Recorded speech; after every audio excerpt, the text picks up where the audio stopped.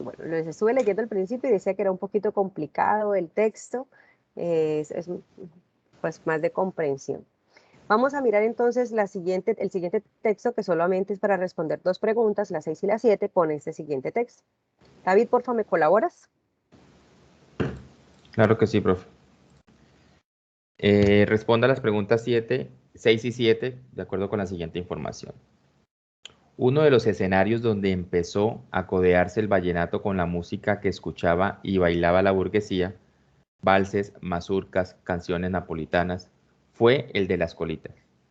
Era este el nombre que recibían las colas o finales de fiesta de la clase adinerada, bodas, bautizos, cumpleaños, festejos religiosos.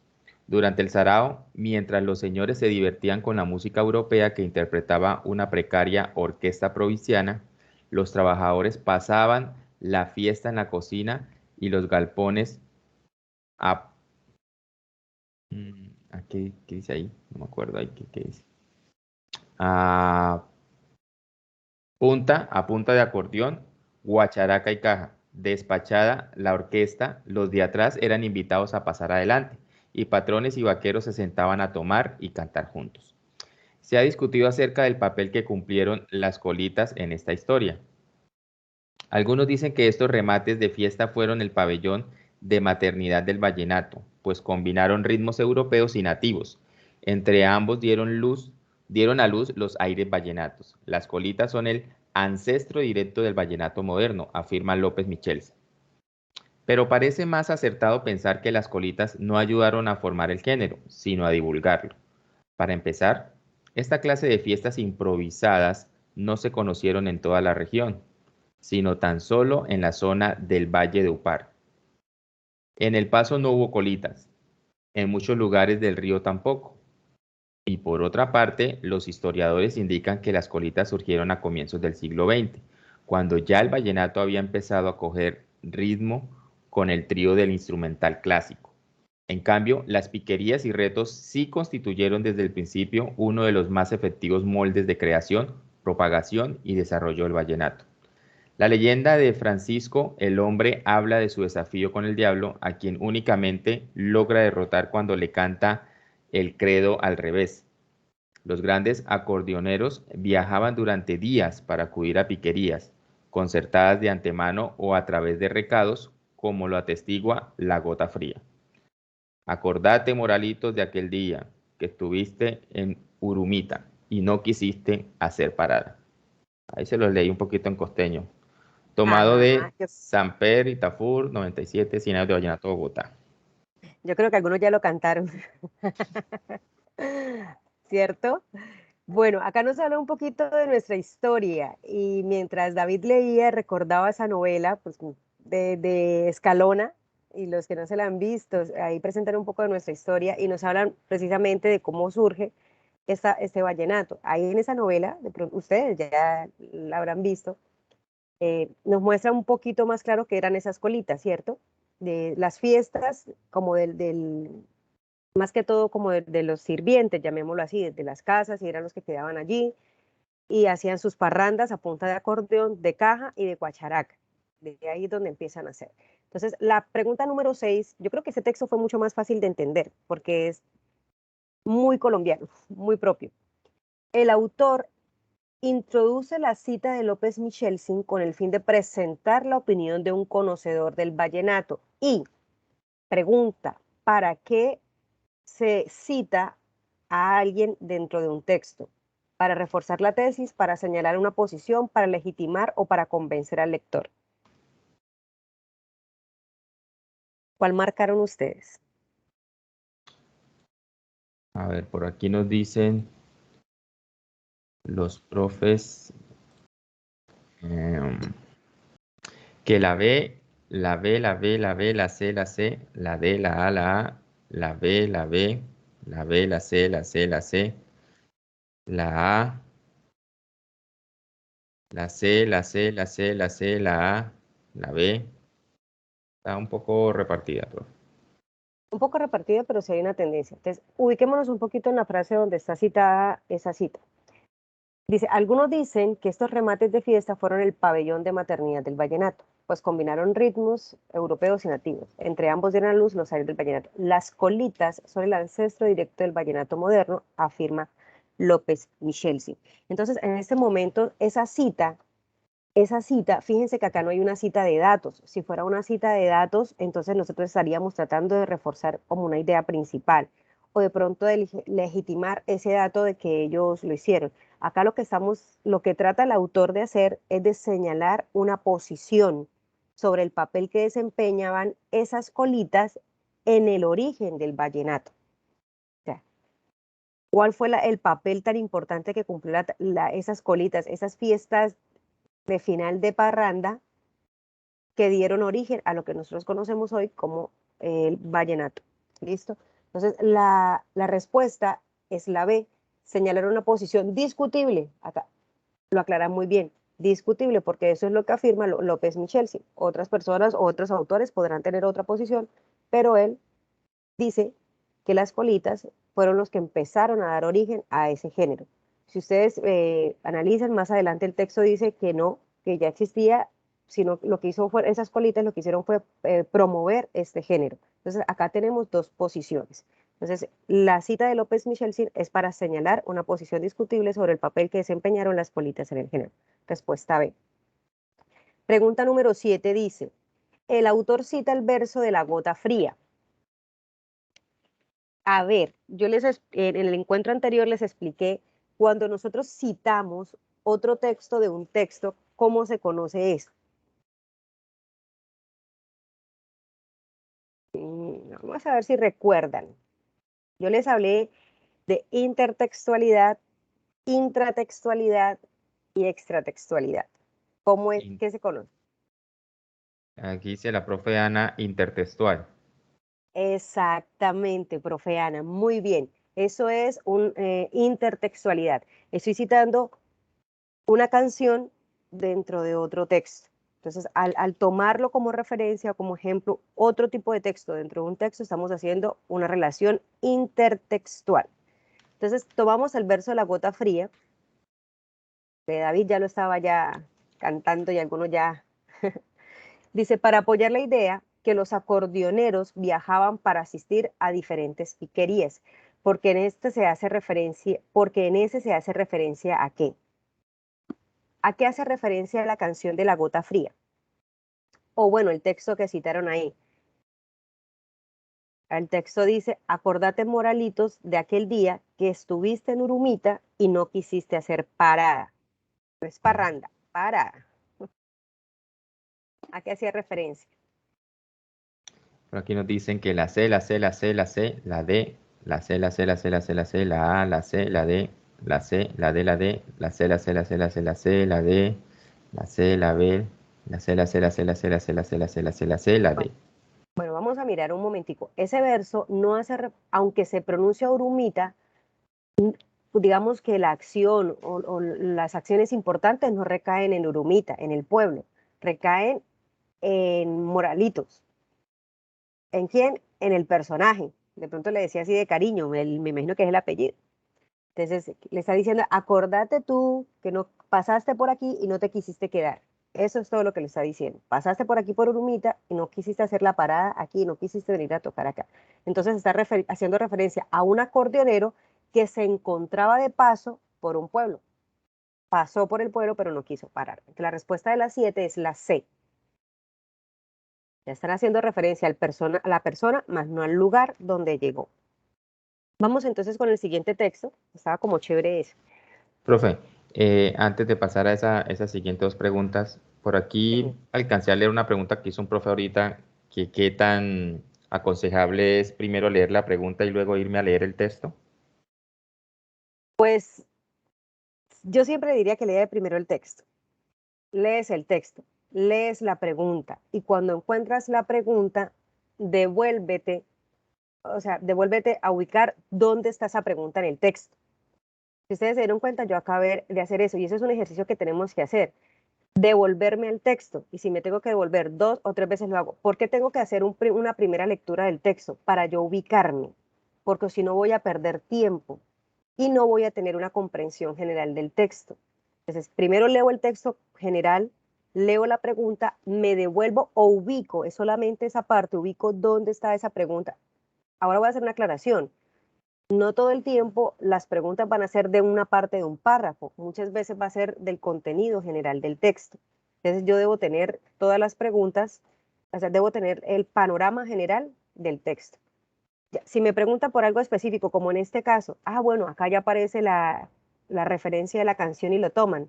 Entonces yo lo que hago es irme donde está esa partecita.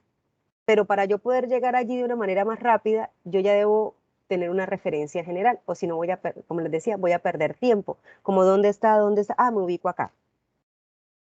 Bueno, dice acá la profe Gilma que si les puedo aclarar nuevamente lo de inter y inter, intratextual. Sí, son esas dos. Bueno, cuando nosotros hacemos referencia a intertextos, es que yo tengo dos tipos de texto. Entonces, yo les hacía, en este caso, tenemos una canción, ¿cierto? Que es la que citan allí, pero tenemos el texto que es el que estamos leyendo sobre la historia del vallenato. Fíjense que son dos tipos de texto, pero estoy tomando dentro de un texto otro texto para hacerlo referencia. Entonces yo les explicaba la vez pasada que estábamos hablando sobre la Biblia, si no estoy mal.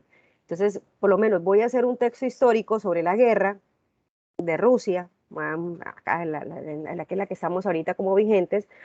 Entonces lo tomo, pero mire que a mí me están diciendo desde la religión que eso es profético, que esto va a pasar, que no, y tomo un texto religioso, ¿sí? Para poder tratar de comprender. Entonces tomo otro tipo de texto.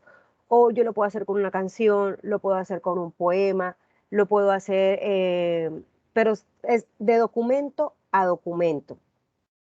In- Intratextual no toma como referencia otro documento, sino que toma como referencia el mismo documento, entonces tiene que haber una relación entre párrafos. Entonces, ya no es lo que está por fuera, sino lo que está dentro del mismo texto. Como se citó anteriormente, como se dijo, esas cositas nos va a dar una referencia intratextual, el texto con el mismo texto. Y acá me decían que por favor también el extratextual. El extratextual, para yo comprender un texto, voy a hablar por lo menos de los campos. El diario de Ana Frank. Para yo comprender el texto del diario de Ana Frank, yo debo salirme del texto primero y conocer el contexto. ¿Por qué ella escribió eso? ¿A quién le estaba escribiendo? Entonces, cuando yo comprendo el contexto, voy a entender muchas cosas del texto. Eso es extratextual. Mirar el texto desde afuera, o sea, no tomarlo como con relación con otra cosa, sino, bueno, acá nos sirve mucho la historia. Entonces, me salgo de la historia, bueno, ¿qué era lo que pasaba? Es que estaban en los campos de concentración, los nazis, ella era un adolescente, que lo tenía, de un momento a otro lo perdió todo, porque era tan importante el diario, porque ella empezó a escribir, de dónde surgió la idea de escribir, qué pasó con Ana Frank. Entonces, cuando yo empiezo a conocer un poquito todas esas cosas, ya voy entendiendo muchas cosas que aparecen en el texto. Palabras más, palabras menos. Sí, sí, sí, alguien, bueno, no me aparece el nombre, extratextual me aparece con todos esos saberes que yo tengo para poder entender el texto. Profe, no lo pudo haber dicho de otra manera. De pronto de conocimientos previos, sí, pero es todo, porque no solamente son conocimientos previos, es que si tú no sabes, debes buscar para poder entender. Yo no puedo comprender un texto histórico. O sea, yo les decía la vez pasada, nosotros estamos acostumbrados a enseñarles a los niños que el 20 de julio se generó porque no se quiso prestar un florero. Y los niños se quedan, y nosotros llegamos a grande con la referencia que el 20 de julio se queda del grito de independencia porque no se quiso prestar un florero. Pero resulta que esa no fue la razón. Esa fue como la excusa, la última ya porque si no era el florero, ellos iban a buscar otra excusa para poder gritar independencia, porque ya estaban cansados, ya estaban, bueno, y nos vamos a la historia. ¿Cansados de qué? Tengo que conocer la historia.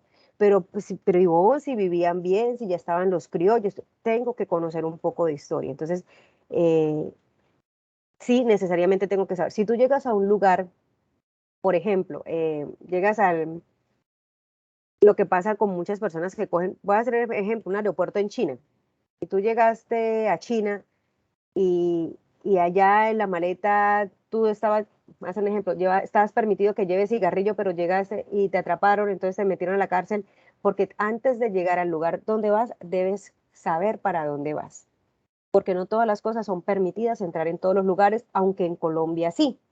Entonces vemos muchas cosas como, no, pero es que traía una dosis personal y allá de una vez ya me procesaron por narcotráfico, porque en esos otros lugares no está. Entonces es como prepararnos un poco para ese del texto. Eh, Ustedes pudieron entender el texto anterior, el del vallenato, porque gústele o no le guste, va a ser la expresión, usted ya lo conoce, usted lo ha escuchado, no estamos hablando de gustos, pero si ya tiene una referencia. Cuando yo les hablé, lo que yo hice de citar la novela de Escalona es intertextual, porque estoy haciendo referencia a una novela. Pero ya el poder conocer cómo eran esos tiempos, de pronto Valledupar, las costumbres que se tenía, eso ya hace parte de salirme un poquito del texto para poderlos entender. Porque hacían fiestas, porque acordeón, porque guacharaca, porque los sirvientes, cómo así que antes se escuchaba música, esa es música de recámaras, David, si es así que se llama, que eran las de las sinfonías, las de esas Sí, cositas. Entonces, es muy bueno entender esto. Entonces, me gusta que tengamos como la inquietud sobre este ejercicio para poderlo entender, que son tres cosas muy diferentes. ¿Listo? En los cómics también se deben conocer algunos personajes para entender. Claro que sí. ¿Quieres entender a Mafalda, profe? Debes tomar una posición política. Cuando yo digo que tomar una posición política, no estoy diciendo que tienes que ser seguidor de un candidato político, sino que debes ser una persona política, debes ser una persona, eh, un ciudadano muy responsable con el ejercicio de la política. Eso para entender a Mafalda. Entonces, algunos no lo entienden, no les gusta, uno se queda como perdido. Entonces, es como eso. Vale, profe, entonces vamos a continuar. Vamos a ver. ¿Sí? David, ¿ya están viendo la pantalla? sí, profe, ahí la estamos viendo. Listo. Vamos entonces a la pregunta 8 y 9. Dice, con esta información, fíjense que acá está numerada diferente y la primera numeración la tenemos con un I y luego con dos I, con tres I. Quiere decir que acá hay tres párrafos diferentes. El argumento más poderoso contra la democracia es una conversación de 5 minutos con el votante medio. Sí, eso es muy cierto. Una conversación en un semáforo, mire, vote por esto, ese es el ejercicio más, no sé, que va en contra de lo que realmente es el ejercicio ciudadano. Segundo, afirmación. La democracia sustituye el nombramiento hecho por una minoría corrompida, por la elección debida a una mayoría incompetente. Tan fuertes, fuertes las palabras. Tercero dice, aunque la tradición política democrática se remonta a la antigua Grecia, los pensadores políticos no se ocuparon de la causa democrática hasta el siglo XIX. Hasta entonces se venía desechándose la democracia como el gobierno de las masas ignorantes y sin luces. Hoy parece que todos nos hemos vuelto demócratas, sin contar con argumentos sólidos a favor. Los liberales, los conservadores, los socialistas, los comunistas, los anarquistas y hasta los fascistas se han apresurado a proclamar las virtudes de la democracia y a mostrar sus credenciales democráticas. Un país como el de Alicia, el País de las Maravillas, eso no es Colombia, por favor. Pregunta número 8 dice, según el texto, el último que acabamos de leer, el 3, ¿qué posiciones políticas se identifican como democráticas? Ok. A, B, C o D. Mm, Por aquí nos dicen que la C, la C, la C, la C, la C, la C, la C, la D, la C, la C, la D, la B, la D, la C, la C, la C, la D, la C, la C, la C, la C, la B, la B, la C, la B. Bueno, hay una tendencia, ¿cierto? Y la respuesta de esta pregunta no es la B, profes, no es la B porque fíjense que acá la B nos dice que las posiciones más recientes, y acá nos hablan desde la antigua Grecia, entonces no es algo que es históricamente reciente. Entonces la B la podemos descartar. Nos habla entonces de la mayoría de las posiciones políticas existentes, no la totalidad de corrientes políticas, sino de las posiciones políticas. ¿A qué hace referencia porque corriente política a veces son como los partidos, pero cuando hablamos de una posición es de una creencia y eso no viene de partido. ¿Listo? Entonces, la mayoría de los partidos políticos o las corrientes proclaman esta forma de gobierno demócrata, ¿cierto? Los liberales, los conservadores, la mayoría de estas posiciones políticas existentes, ojo, posiciones, no corrientes políticas, que son dos cosas diferentes. Entonces, y acá también nos habla, y ahí es donde tenemos que tener cuidado con ese tipo de respuestas. Si ustedes se fijan, la C dice la mayoría no incluye el 100%, mientras que la D sí dice la totalidad. Y acá en ningún momento nos están hablando de la totalidad, sino que nos está hablando de la mayoría, la mayoría.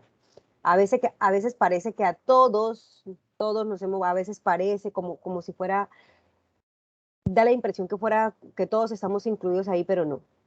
Una cosa es la mayoría y otra cosa es la totalidad. Una cosa es el 90% que es mayoría, el 80% que es mayoría, el 60% que puede ser mayoría, a decir el 100%. ¿Listo? Entonces la respuesta de la 8 es la C. Vámonos con la pregunta 9. ¿Cuál de las siguientes afirmaciones se refiere al texto 1? Entonces voy a hacer otra vez el ejercicio de devolverme al texto 1. Dice, el argumento más poderoso contra la democracia es una conversación de 5 minutos con el votante medio. ¿Cuál de estas afirmaciones se relaciona con eso que acabamos de leer? A, B, C o D. Por aquí nos dicen que la D, la C, la D, la D, la D, la D, la D, la D, la B, la D, la D, la D, la C, la D, la C, la D, la C, la D, la C, la D, la C, la D, la C, la B. Bueno, voy a referirme otra vez, voy a devolver un poquito acá a la pregunta, porque no quiero responderla yo. El argumento más poderoso contra la democracia es una conversación de 5 minutos. Contra la democracia. Entonces, si yo marco la D, me está diciendo que en 5 minutos yo puedo exponerle a una persona cómo funciona el sistema político democrático. ¿Eso es coherente? No, ¿cierto? Entonces, la que se refiere a ese texto 1, profes, es la C. Con una conversación corta con el votante medio, cualquier persona se da cuenta que la democracia no funciona. ¿Listo? Porque democracia no es solamente decirle, mira, tú puedes elegir, sino en qué consiste este sistema democrático. Porque Colombia se rebeló el 20 de julio y dijo, no queremos más, queremos un sistema democrático. Porque los países están declarando democracia. Y democracia no es únicamente el derecho a ejercer un voto, que a veces nos quedamos como que con el solo hecho de votar, ya estamos ejerciendo, sí, estamos siendo conscientes del ejercicio democrático.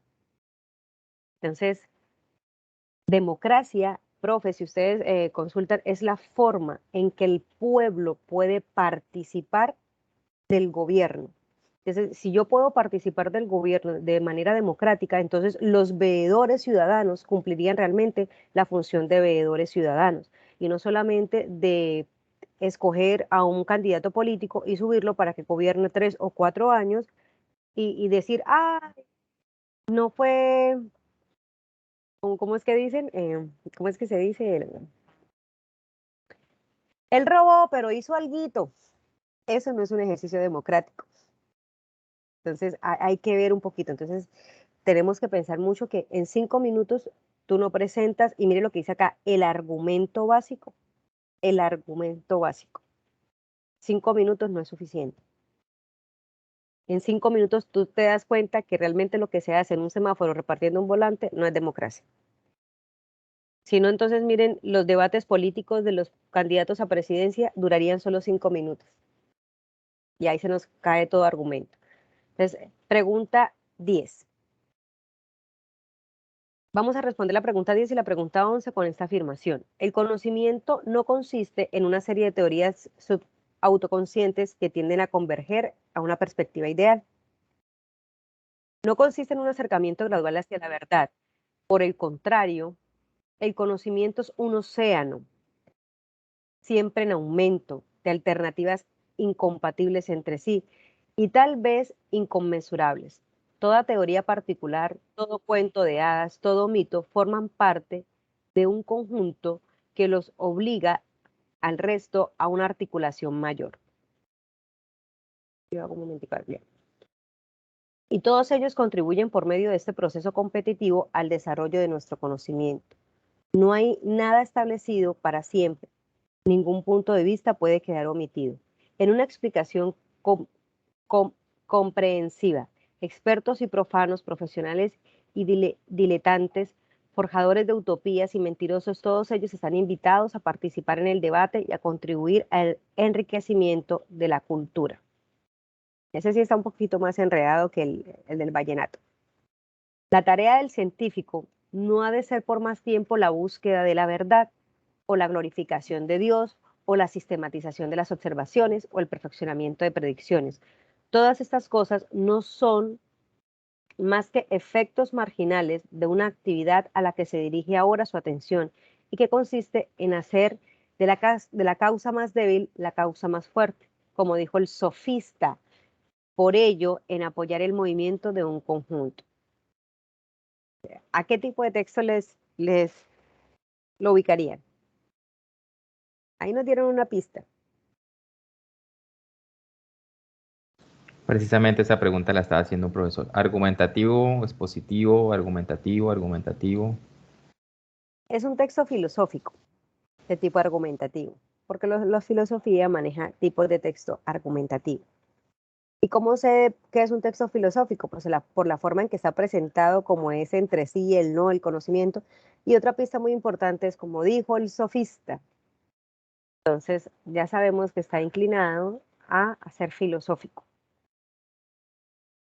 Dice la pregunta 10. ¿Cuál de las siguientes opciones describe mejor la relación entre el contenido del texto y el título de la obra de la que se extrajo?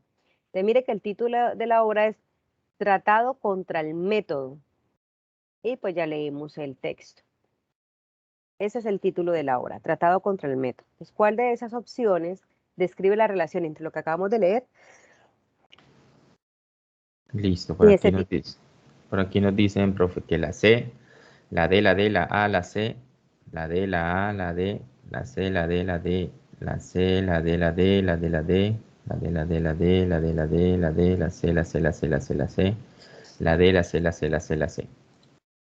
Bueno, entonces revisemos un poquito. En la A dice que el texto introduce la propuesta de un nuevo método de investigación científica. No, no hay una nueva propuesta de un nuevo método.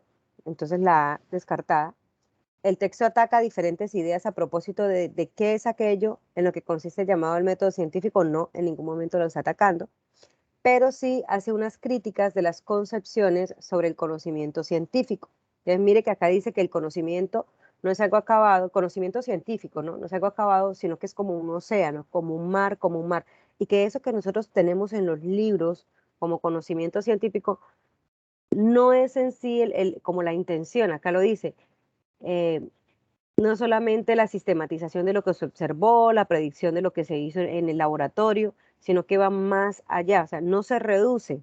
Eso es lo que critica, que reducen el conocimiento científico solamente como si fuera una práctica y siga los pasos del método científico. Entonces vamos a observar, vamos a formular hipótesis, y ya, con eso ya se aplicó el conocimiento científico y su merced ya es experto, es un experto científico y eso es falso. Eso es lo que critica el texto, ¿listo? El texto argumenta a favor de la pluralidad de métodos disponibles para que cada quien alcance. No, él no habla, acá no se presentan varios métodos, están hablando siempre de cómo se accede a ese conocimiento científico, pero haciendo la crítica. Entonces, la respuesta es la C. Pregunta número 11. El autor del texto el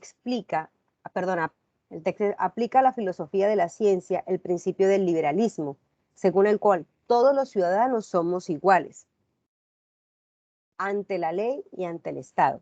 De acuerdo con esto, ¿cuál de las siguientes afirmaciones refleja de manera más directa la influencia de las ideas liberales?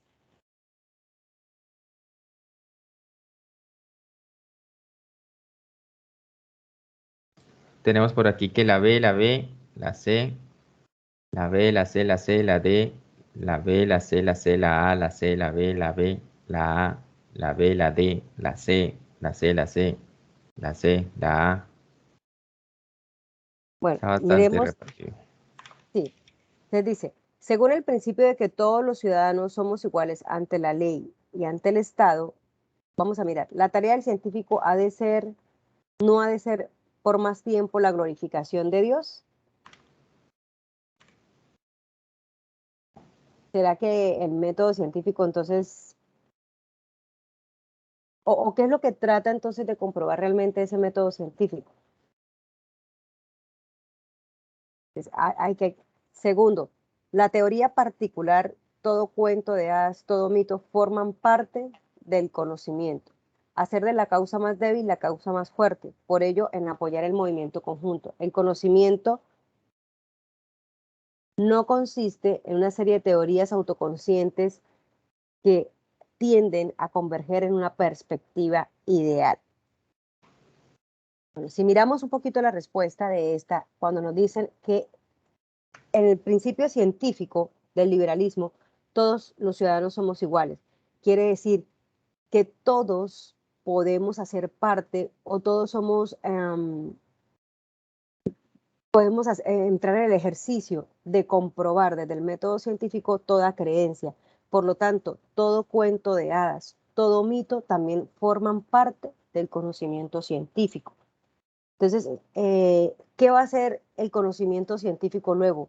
Es desde ahí surge, ¿no? Desde esa creencia popular, que tú dices, bueno, si yo mezclo esto con esto, una creencia popular, por ejemplo, a ver, que si yo utilizo el baño de matarratón para acabar la infección, eso es una creencia popular. Puede convertirse en un mito, en un cuento, en una creencia popular. Y tú luego lo pasas por el conocimiento científico, eso hace parte del conocimiento, eso forma el conocimiento. Porque si en algún momento llega a ser cierto, es porque esta planta contiene algo que hace que pueda detener cualquier infección, cualquier sarpullido, cualquier, no sé, infección bacteriana. Eso ya va al laboratorio. Toda teoría particular, todo lo que nosotros creamos pasa a través del método científico. ¿Y qué se encargan ellos? Pues de decir sí o no. No únicamente, escuchen esto, porque pronto algunos van a pensar, y bueno, ¿y la A por qué no? Porque es que muchas veces creemos que el conocimiento científico solamente desmiente cosas relacionadas con la religión, o afirma o desmiente cosas relacionadas con la religión, y no, sino de toda teoría particular. Todo. De ahí surge la medicina, de ahí surge precisamente esa necesidad de comprobar a través de la observación de cómo se comporta, cuál es el resultado, qué si aplico, qué si hago. Ese es el conocimiento científico. Entonces, como todos somos iguales, no solamente los del laboratorio, científicos no solamente son los de esos de bata blanca en un laboratorio, sino que toda teoría puede ser vista ahí. Entonces, la respuesta de la 11 es la C.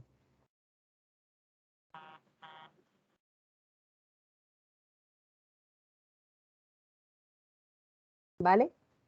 Pasemos entonces a la siguiente pregunta.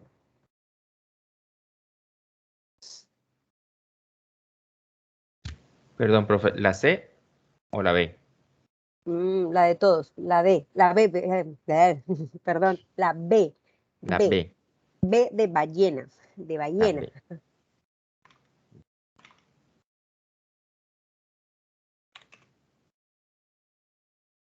Listo. Bueno, ya de pronto ustedes conocerán que el método científico ya va de lo particular a lo general, eh, que ellos miran si se pueden generalizar, no todo se puede no todo conocimiento se puede generalizar. Entonces, ahí ya, eso es del método científico. Entonces, David, vámonos entonces con la pregunta 12 a la 14. Te voy a pedir el favor que me colabores leyendo. Sí, señora. Respondo a las preguntas 12 a 14 de acuerdo con la siguiente información. A mucha gente le gusta ver en los cuadros lo que también le gustaría ver en la realidad. Se trata de una preferencia perfectamente comprensible. A todos nos atrae lo bello en la naturaleza y agradecemos a los artistas que lo recojan en sus obras. Esos mismos artistas no nos censurarían por nuestros gustos. Cuando el gran artista flamenco Rubens dibujó a su hijo, estaba orgulloso de sus agradables acciones y deseaba que también nosotros admiráramos al pequeño. Estaba orgulloso, perdón, Pero esta inclinación a los temas bonitos y atractivos puede convertirse en nociva si nos conduce a rechazar obras que representan asuntos menos agradables. El gran pintor alemán Albert Durero seguramente dibujó a su madre con tanta devoción y cariño como Rubens a su hijo. Su verista estudió de la vejez y la decrepitud puede producirnos tan viva impresión que nos haga apartar los ojos de él y sin embargo, si reaccionamos contra esta primera versión, quedaremos recompensados con creces, pues el dibujo de Durero, en su tremenda sinceridad, es una gran obra. En efecto, de pronto descubrimos que la hermosura de un cuadro no reside realmente en la belleza de su tema. No sé si los golfillos que el pintor español Murillo se complacía en pintar eran estrictamente bellos o no, pero tal como fueron pintados por él, poseen desde luego gran encanto. Pregunta número 12. En el texto el autor hace referencia a Rubens para mostrar que A, B, C o D.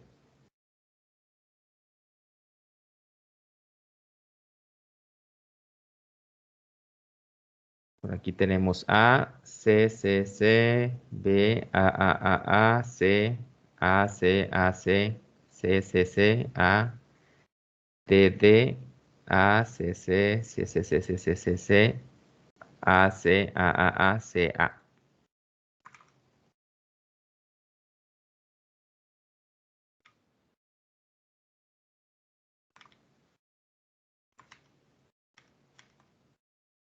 C, C, C, C, C, C, C, D, D, A y C.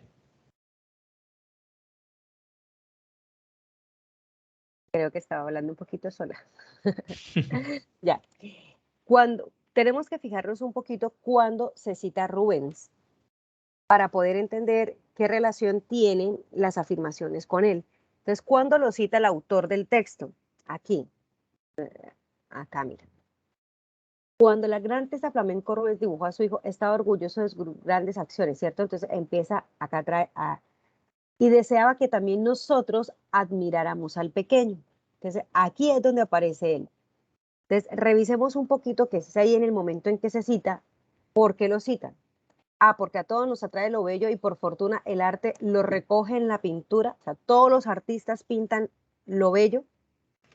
Bueno, lo que nosotros creemos que es bello. Recuerden que el concepto de belleza es muy variable, llamémoslo así, porque lo que puede ser bello para mí, para ti no. Por eso nos es tan difícil comprender las obras de arte.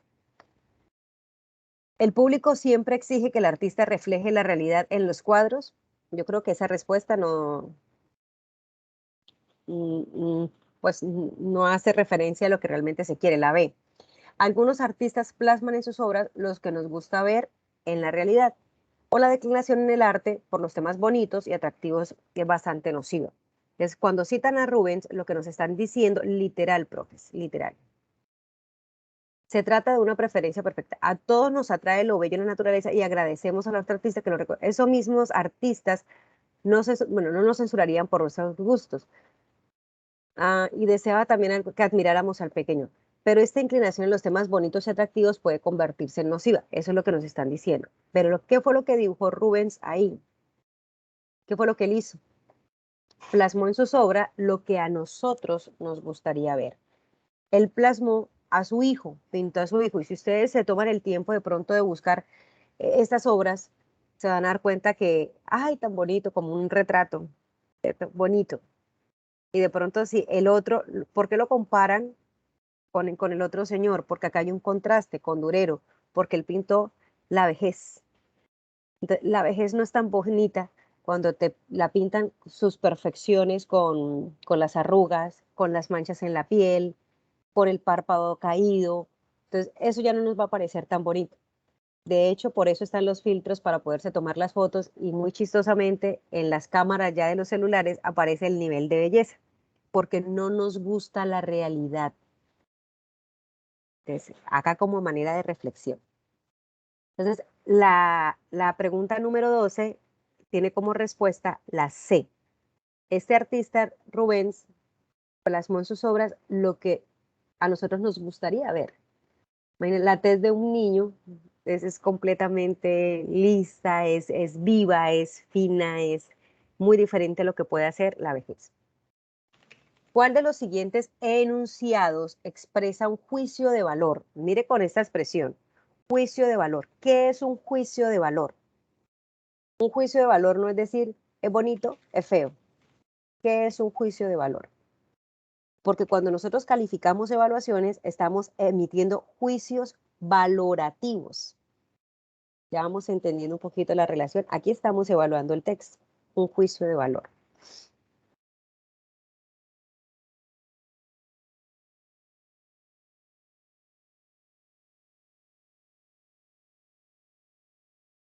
Tenemos la A, la D, la D, la C, la A, la A, la D, la A, la B, la B, la D, la A, la C, la C, la D, la A, la C, la A, la A, la A, la D, la A, la A, la D, la D.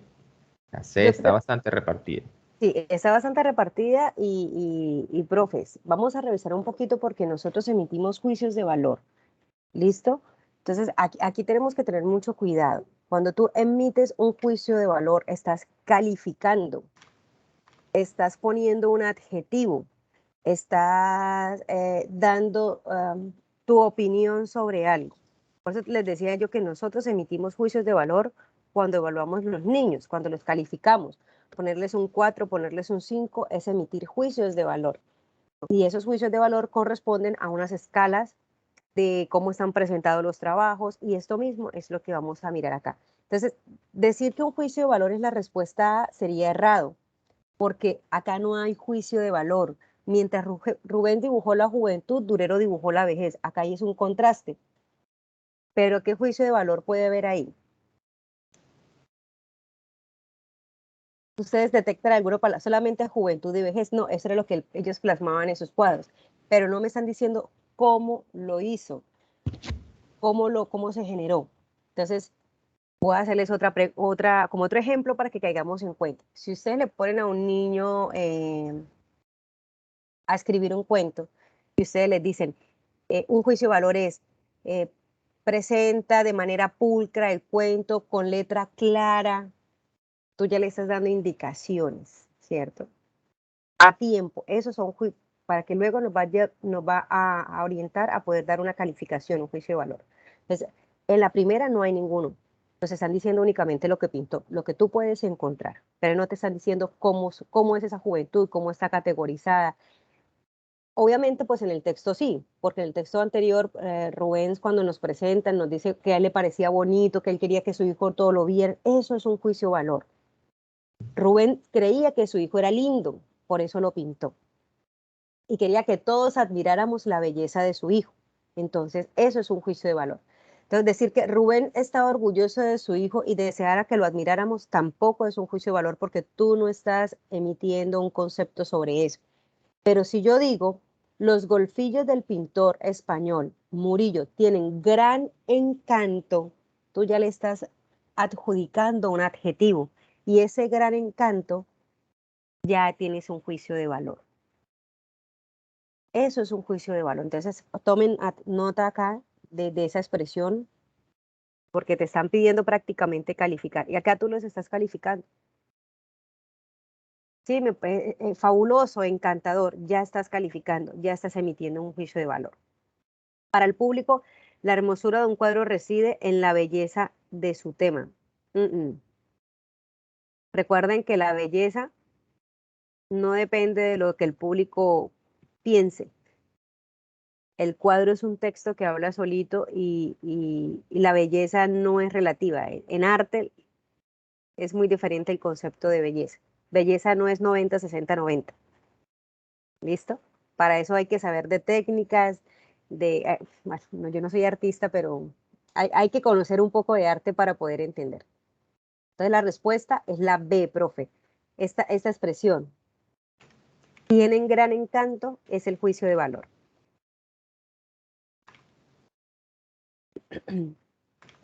Pregunta 14.